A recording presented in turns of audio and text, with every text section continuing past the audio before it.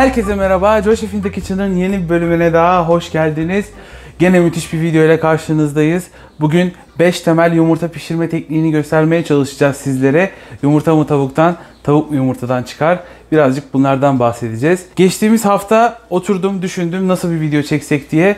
Dedik ki yumurtayla alakalı detaylı bir video çekelim. Yaptığım araştırmalar sonucunda birkaç tane soruya rastladım internette. Yumurtalarla alakalı tartışılan. Bunlardan bahsetmek istiyorum biraz. Bildiğiniz üzere piyasada İki farklı yumurta satılıyor. Bir tanesi beyaz, bir tanesi kahverengi. Nedir bunların arasındaki fark diye tartışılıyor. Çok fazla soruya rastladım. Aslında cevabı çok basit, çok kafa patlatmaya gerek yok. Kahverengi, kırmızıya çalan tavuktan çıkan yumurta ve beyaz tavuktan çıkan yumurta. Aslında cevabı bu kadar kolay. Peki bu niye daha pahalı? Gördüğüm kadarıyla bu biraz daha pahalı piyasada. Bunun nedeni de kahverengi yumurtalar genelde biraz daha büyük oluyor beyazlara oranla. Bunun nedeni de kahverengi tavuklar beyaz tavuklara göre biraz daha irice tavuklar oluyor. Bir de bu kahverengi yumurtaların sarısı genelde böyle biraz daha koyu renkte oluyor. Onun nedeni de kahverengi tavuklar genelde mısırla beslendiği için yumurta sarıları biraz daha koyu çıkabiliyor. Peki besin değeri olarak aralarında bir fark var mı derseniz, kahverengi yumurtaların aslında omega 3 oranı biraz daha fazla ama tatları tamamen aynı. Bu demek değildir ki beyaz yumurta sağlıksız. Hayır, kesinlikle ikisi de bence çok sağlıklı ve protein bakımından çok zengin ürünler. Hatta şunu da diyebiliriz ki dünyanın her yerinde kolayca bulabileceğiniz ve en ucuz ürün, muhtemelen en çok kullanılan ürünlerden bir tanesi. Çok konuştum, lafı fazla uzatmayalım. Hadi videoya geçelim.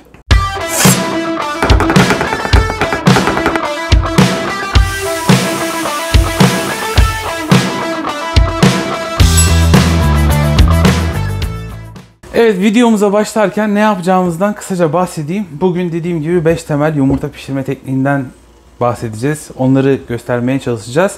Önce haşlanmış yumurtayla başlıyoruz. Ondan sonra güzel bir omlet yapacağız. Ardından çok güzel Fransız usulü, hatta şöyle biraz da İngiliz usulü diyebilirim, bir çırpılmış yumurta yapacağız. Ondan sonra poşe yumurta yapacağız. Ve en son güzel sahanda yumurtayla videomuzu bitireceğiz. Haşlanmış yumurtalarımızla başlayacağız. Yumurtalarımız önümüzde. Ben bugün 5 tane yumurta haşlayacağım. Ve hepsini farklı dakikalarda çıkaracağım suyumdan. Ve böylece dakikalarla ne kadar fark edebileceğini, yumurtanın içinin, yumurtanın sarısının pişme derecesini farklı şekillerde görmüş olacağız. Suyum yavaş yavaş kaynamaya başladı. Yumurtalarım oda sıcaklığına gelmek üzereler. Ben bir yarım saat önce falan çıkardım onları dolaptan. Güzel bir ısıya gelmişler. Ve şimdi onları teker teker suyumuza atacağız. Evet, yumurtalarımızı koyduk ve şöyle süremizi başlattım. İlk yumurtamı 6. dakikada alacağım. Ondan sonra 8, 10, 12 ve 14. dakikalarda teker teker hepsini toplayacağım. Bakalım nasıl olacak yumurtalarımız. Evet, 6. dakikadayız ve birinci yumurtamızı sudan alıyoruz. Ve ben direkt onu buzlu suyun içine koyuyorum ki pişmesi dursun. Evet, 8. dakikaya geldik. Bir tane daha alıyoruz. Evet, 10. dakikada bir tane daha alıyoruz. 12. dakikada bir tane daha alıyoruz. Ve tekrar suya koyuyoruz. Evet, 14. dakikada da sonuncu yumurtamızı alıyoruz. Soğumaya bırakıyoruz.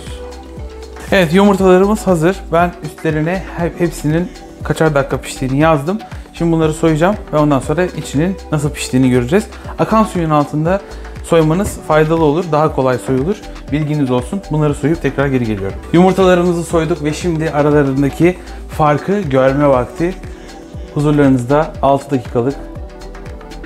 dakika haşlanmış olan yumurtamız. Gördüğünüz gibi içi hala sulu ama beyazı tamamen pişmiş.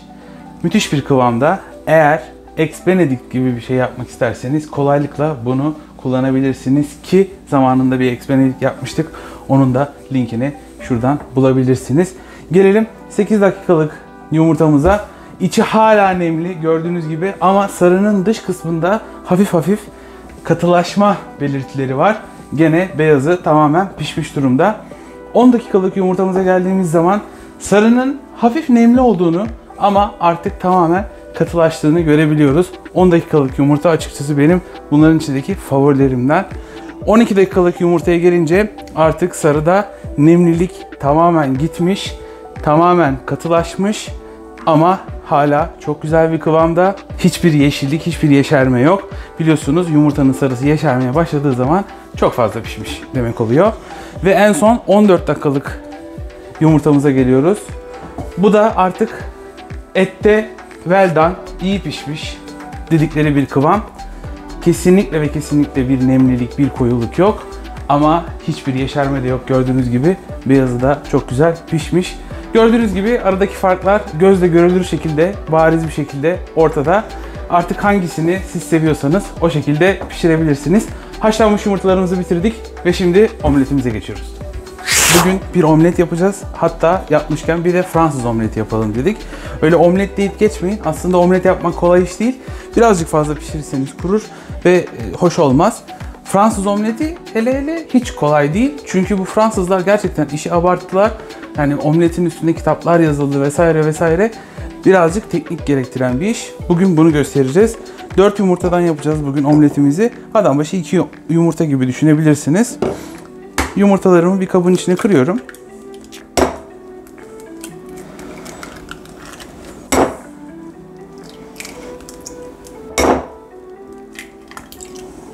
Yumurtalarımıza birazcık tuz ve karabiber ekliyoruz. Şöyle biraz da taze baharat ekliyoruz. Birazcık taze soğan ve birazcık maydanoz. Ve bunları çırpıyoruz. Bunları iyice çırpmamız lazım. Birazcık da hava katmamız gerekiyor içine ki omletimiz havalı olsun, değil mi? Tavamıza bir parça tereyağı alıyoruz. Tereyağımız eridi ve yumurtamızı koyuyoruz tavaya. Ve şimdi bu aşamada şöyle bir spatula kullanmanız faydanıza olacaktır. Başlıyoruz şöyle şu şekilde karıştırmaya. Evet, topaklanmaları görüyorsunuz. Yumurtanın sıvısı tavaya yayılmayı bırakana kadar bu şekilde karıştırmaya devam ediyoruz ve kenarlarını topluyoruz. Sıvı yayılmayı bıraktığı zaman bu sefer yumurtamızı tavaya yaymaya başlayacağız. Şöyle arada tavanızı şu şekilde de sallayabilirsiniz. Evet, gördüğünüz gibi bakın sıvı hali yavaş yavaş azalmaya başladı. Şu aşamada artık yavaş yavaş tavanıza yaymaya başlayabilirsiniz omletinizi. Şu şekilde tavanın ön kısmına topluyorum. Bütün boşlukları kapatmaya çalışıyorum. Isınızın orta düşük olması lazım. Unutmayın ki Fransız omletinde omletinizin hiç renk almaması lazım. Evet, artık yavaş yavaş pişmeye başladı. Ve bu aşamada yavaş yavaş omletimi toplamaya başlıyorum şu şekilde.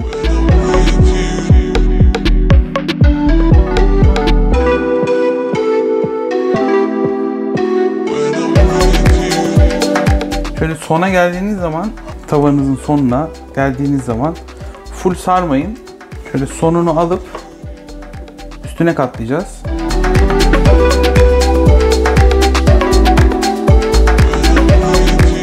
Omletiniz hazır olduktan sonra tavanızı şu şekilde tutuyorsunuz. Tabağınızı bu elinize alıyorsunuz ve şu şekilde tabağa alıyorsunuz.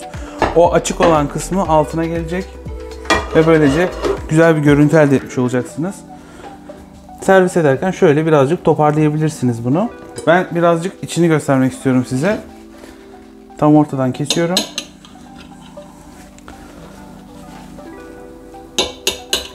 Bakın içinin şu kremamsı yapıda olması gerekiyor.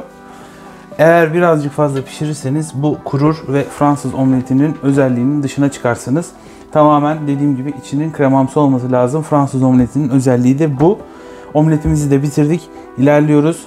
Şimdi sırada çırpılmış yumurtamız var. Çırpılmış yumurtamız için 2 yumurta kullanacağız bugün.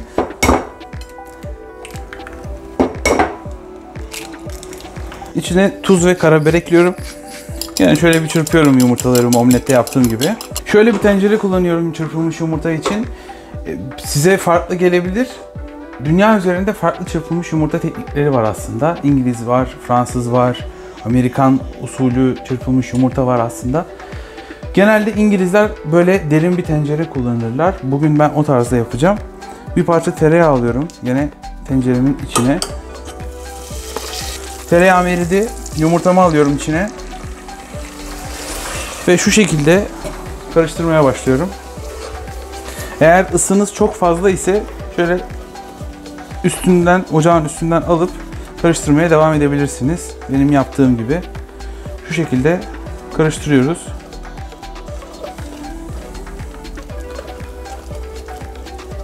Ve gördüğünüz gibi saniyeler içerisinde çırpılmış yumurtamız hazır hale geliyor. Şu aşamada benim yapmayı sevdiğim bir şey var. Hem pişmesini durduruyor hem de daha güzel bir lezzet katıyor ve kremamsı bir yapıya sahip oluyor bu şekilde yumurtamız. Tekrar bir parça tereyağı ekledim içine ve karıştırmaya devam ediyorum.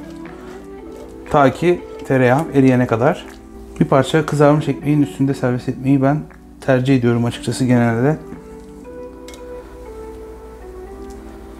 Gördüğünüz gibi yapısı gayet kremamsı. Gayet güzel. Üstüne birazcık her zamanki gibi taze soğan ve maydanoz koyuyorum. Şöyle bir parça da peynir rendeliyorum. Çırpılmış yumurtamız da şu şekilde. Bu da bitti. Geçiyoruz şimdi poşe yumurtamıza. Şöyle bir tencere aldım. İçine su koydum. Gördüğünüz gibi yavaş yavaş kaynamaya başladı. Dibindeki fokurdamaları görebiliyorsunuzdur.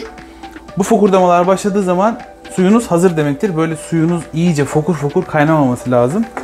Bir tane yumurtadan yapacağım. Şöyle bir kase aldım. Yumurtamı içine kırdım. Hiçbir zaman yumurtamı ben direkt içine kırmıyorum. İçine kabuk kaçabilir. Kırarken sarınızı patlatabilirsiniz vesaire. O yüzden şöyle bir kaba almakta fayda var. Suyumuzun içine şöyle 1-2 yemek kaşığı kadar da sirke koyuyorum. Bu sirke yumurta akımımızın toparlanmasını sağlayacak. Üzüm sirkesi veya elma sirkesi kullanabilirsiniz. Ve şimdi artık suyumun içinde bir girdap oluşturabilirim. Şu girdabı yapıyorum. Ve girdabın tam ortasına yumurtamı bırakıyorum. Gördüğünüz gibi suyun dönme hızıyla beraber yumurtam da yavaş yavaş toparlanacak. O etrafa dağılan bütün beyazlıklar yumurta sarısının etrafına toplanacak. 3 dakika kadar pişireceğiz. 3-4 dakikadır aslında ideali. Artık siz zevkinize göre onu ayarlayabilirsiniz. 3 veya 4 dakika iyidir. 3. dakikada ben alacağım. Bakalım nasıl olacak. Evet, 3 dakika oldu ve suyun içinden alıyorum. Şöyle bir kağıt peçetenin üstüne alıyorum. Kurutmak için. Birazcık zeytinyağı koyuyorum üstüne. Birazcık deniz tuzu atıyorum. Birazcık pul biber. Ve gene birazcık maydanoz ve taze soğan. Şöyle hangi kıvamda olduğunu görmeniz açısından kesmek de istiyorum.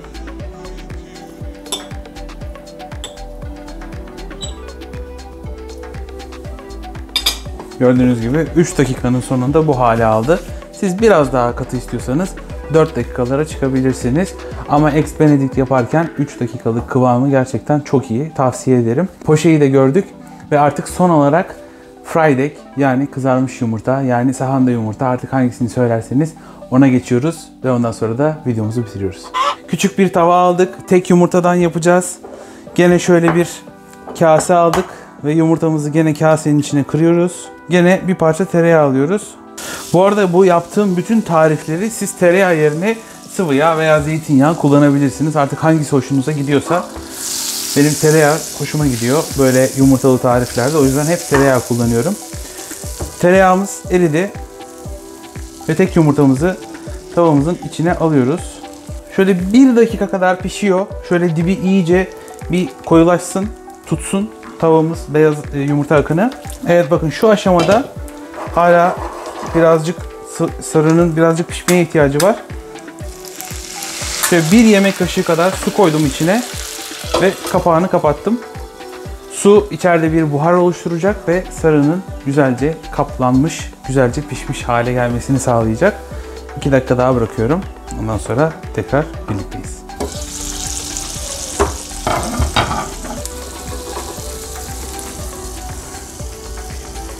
Evet, kızarmış yumurtamız da hazır. Gördüğünüz gibi üzerinde ince bir tabaka oluştu. Yumurtanın sarısını kapladı. Biraz deniz tuzu atıyorum üstüne. Şöyle taze çekilmiş karabiber. Bunun olmazsa olmazıdır bence. Ve gene her tarifimizde olduğu gibi birazcık yeşillik. kesme vakti geldi. Bunu da huzurlarınıza sunuyorum. Bunun da içinin mükemmelliğini görün istiyorum. Bu 3 dakikanın sonunda pişmiş hali. Biraz daha sulu seviyorsanız 2 dakikalara, biraz daha katı seviyorsanız 4 dakikalara çekebilirsiniz. Ben bugün bütün dakikalarını benim sevdiğim tarzda yaptım. Ve size bunların dakikalarını da aktardım. Siz sevdiğiniz tarzda pişirmek isterseniz o dakikaları ayarlayabilirsiniz dediğim gibi. Evet, bu son tarifimizdi. Bugün inanıyorum ki faydalı bir video yaptık. Mesajlar alıyorum. Ya işte ben daha yumurta kıramıyorum, yumurta pişirmesini bilmiyorum, bunları nasıl yapacağım diye. Buyurun efendim, size detaylı bir yumurta videosu.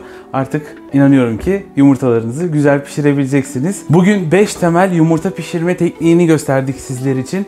Umarım beğenmişsinizdir efendim. Kanalımıza henüz abone olmadıysanız abone olmayı unutmayın. Videomuzu beğendiyseniz beğen tuşuna basmayı unutmayın. Ve lütfen altta yorumlarınızdan bizi mahrum etmeyin. Bir sonraki videoda tekrar görüşmek üzere. Hoşça kalın. Kendinize çok iyi bakın.